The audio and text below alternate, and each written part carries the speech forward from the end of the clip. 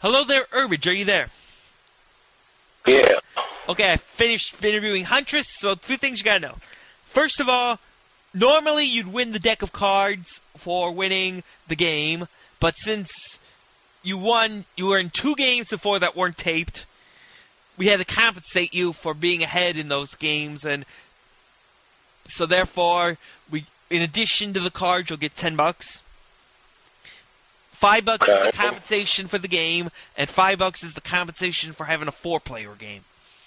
Because you had to beat 3 opponents, that too. And basically, let me tell you what's going on. There's going to be a wild card game, where legally you could use 2 new decks of cards. One deck is a 5-suited deck of cards, which I don't know if you know what that implies, but you can have rainbow hands, 1 of each suit. In combination with pairs, 2 pairs, 3 of a kind, whatever. You know what I'm saying?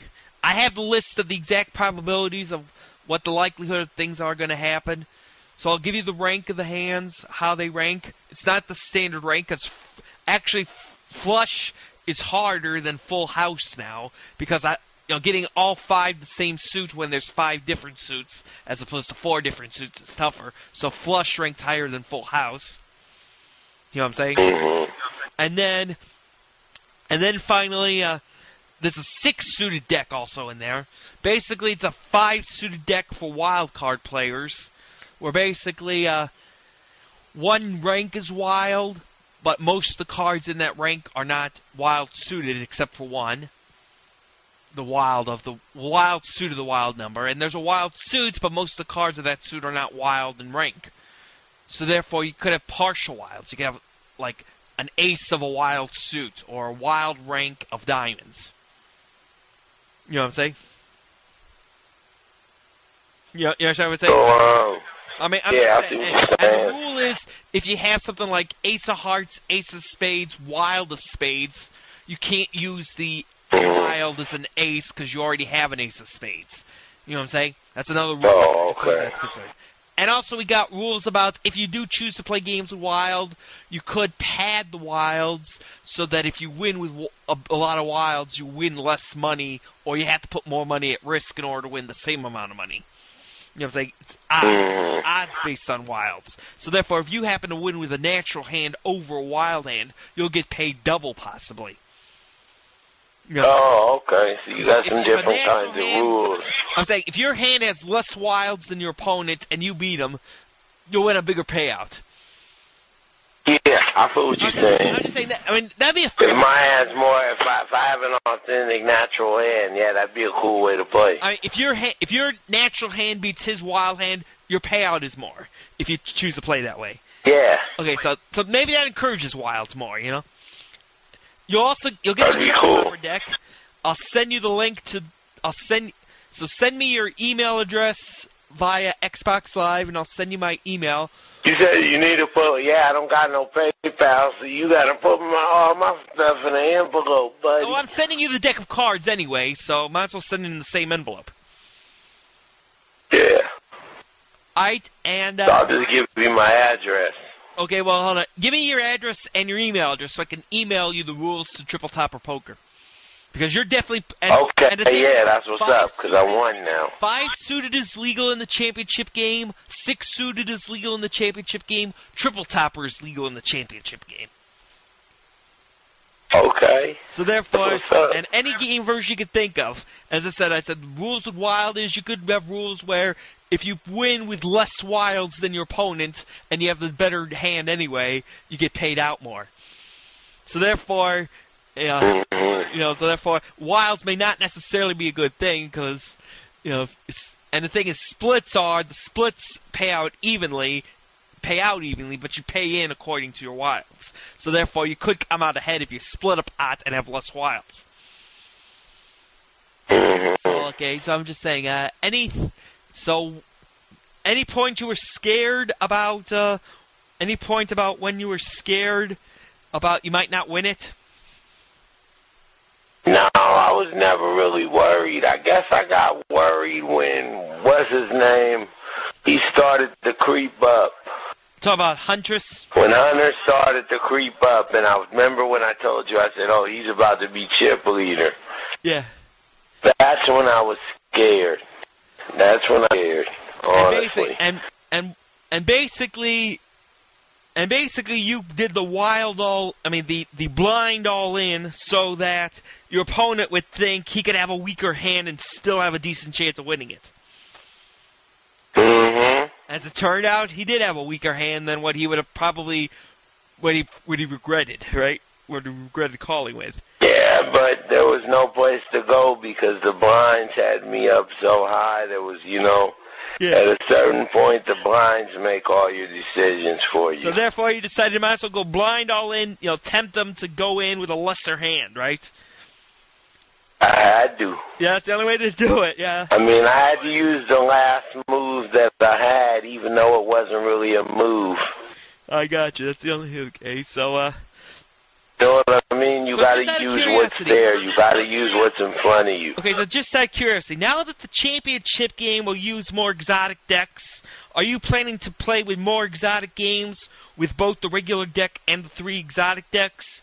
Or he's planning to play pretty much regular cards, Texas Hold'em, when you go in the championship?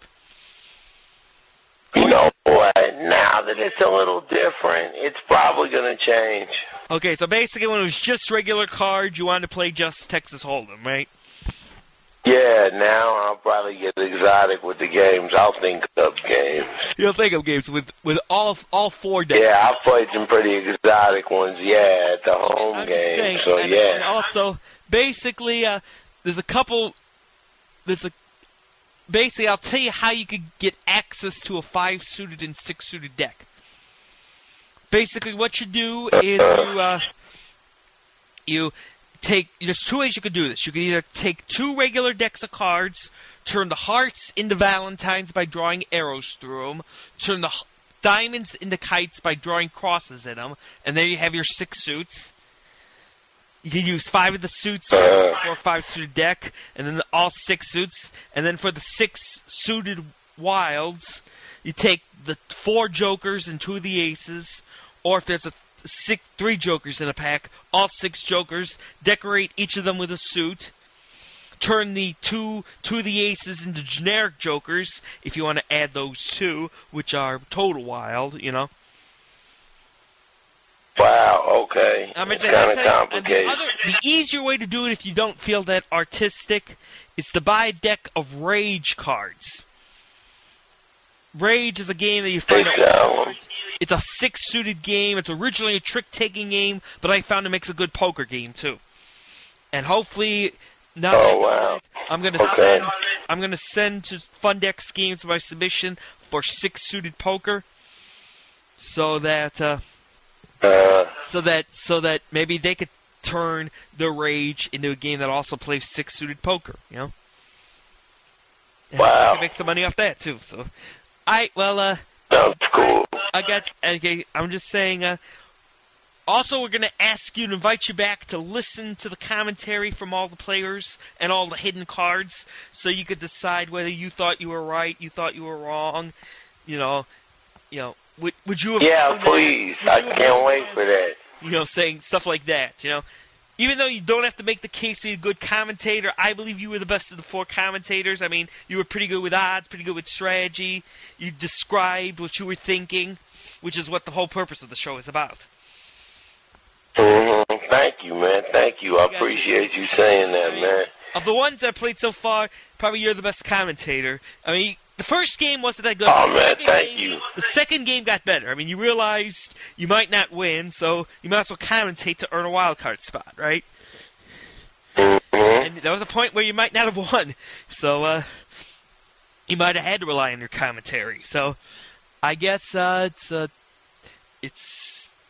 is Brian Sasicki, a.k.a. Triple Topper 321, saying that if you want to be a contestant on the show, send your Xbox Live name to the following Xbox Live address. Triple Topper 321. Because I'm giving away Triple Topper decks. And also the grand prize if you win that, if you win the championship game, is a Cradle Point USB router. Which means you can hook up a air card on the road and play Xbox while someone else drives. Just don't drive and play Xbox at the same time. Especially a driving game when on the course you have to turn right and on the real road you have to turn left. You'll get confused. You know what I'm saying? You'll be confused when you play Xbox while you drive. Turn right, no, I mean left. What? I don't know which I crashed straight through.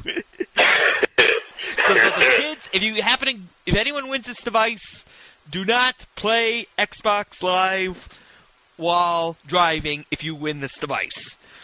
So hey, if you have a mom or dad, or brother, or husband or wife, brother, sister, husband, wife, mom or dad, kids of age who could drive, have them drive while you play Xbox in the car, or you could send them a treat for your kids. So, but you gotta, but the subscription is sold separately. You gotta buy an air card subscription sold separately.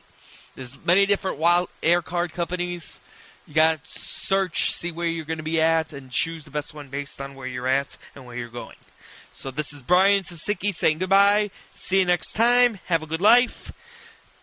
And we'll see you next time we play poker with 3 or 4 more new people to play for the Cradle Point router in the championship. Goodbye.